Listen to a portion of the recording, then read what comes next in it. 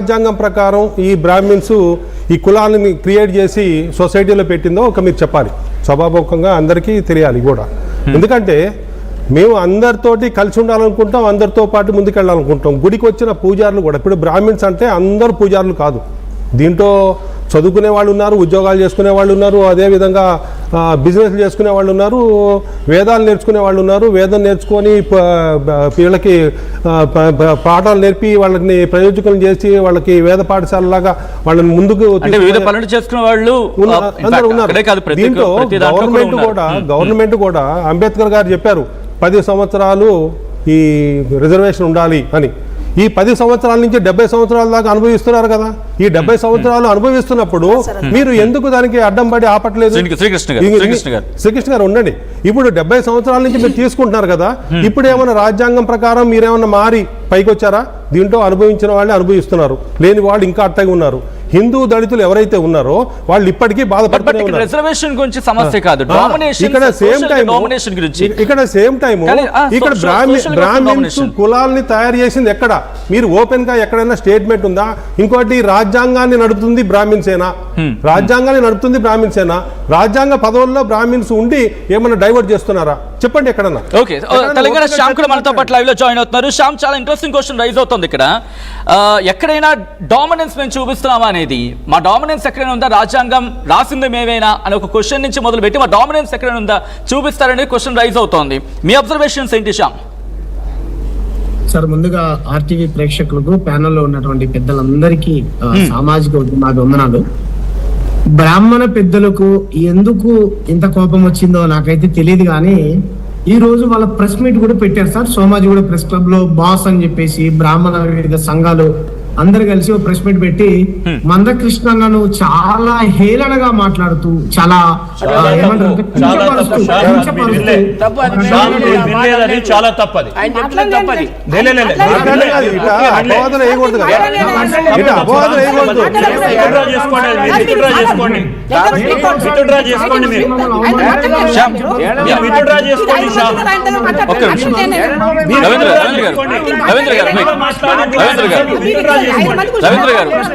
రవీంద్ర గారు let him talk.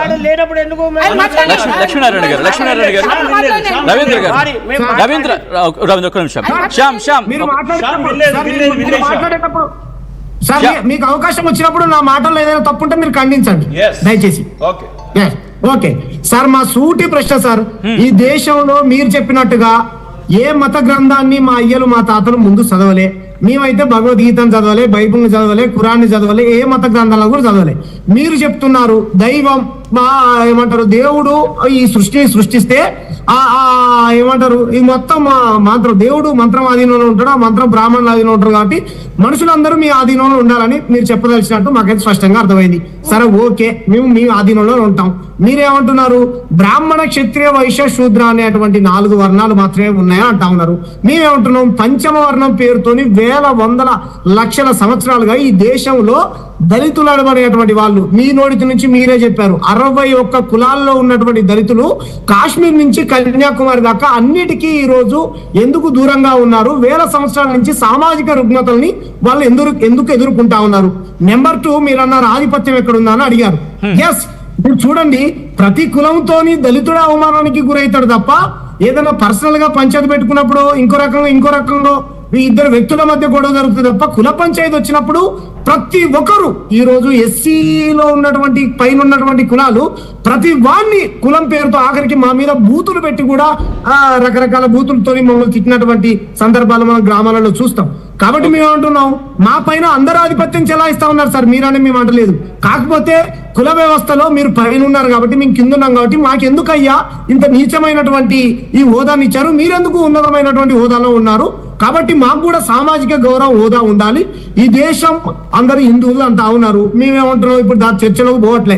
మీరేమంటున్నారు, మీ పెద్ద మనిషి ఒక ఆయన చెప్పాడు, ఏమంటున్నాడు, ఈ ఎస్సీ క్రైస్తవ ముసుగులో ఉండి కృష్ణన్న గారంట దళిత ముసుగులో ఉండి తుపాకీ పెట్టి మిగతా సమాజాన్ని కాలుస్తున్నారంట. తప్పు సార్, మీ మాటల్ని వెనక్కి తీసుకోవాలి. మీరు మెజారిటీగా ఉన్నటువంటి ఎస్సీ ఎస్టీ బీసీ మైనార్టీల మీద తుపాకీ పెట్టి దేవుళ్ళని అడ్డం పెట్టుకొని మీరు మిగతా కులాల మీద ఆధిపత్యం చెలాయించాలని రైట్ చూస్తా రైట్ ఉన్నారు. రైట్ శ్యామ్ రైట్ రవీంద్ర గారు మీ కౌంటర్ దీనికి శ్యామ్ ఒక్క నిమిషం రవీంద్ర గారి కౌంటర్ అయిపోయిందా వ్యక్తి మాట్లాడుతుంది ముందు మిత్రమా, ముందు నేను పార్టీ వారికి ఒక గొప్ప చర్చకు అవకాశం ఇచ్చిండ్రు. నిజంగా కూడా మందకృష్ణన్న తెలిసో తెలియకో ఏదైనా కానీ ఒక చర్చకు మంచి అవకాశం అయితే కల్పించిండ్రు.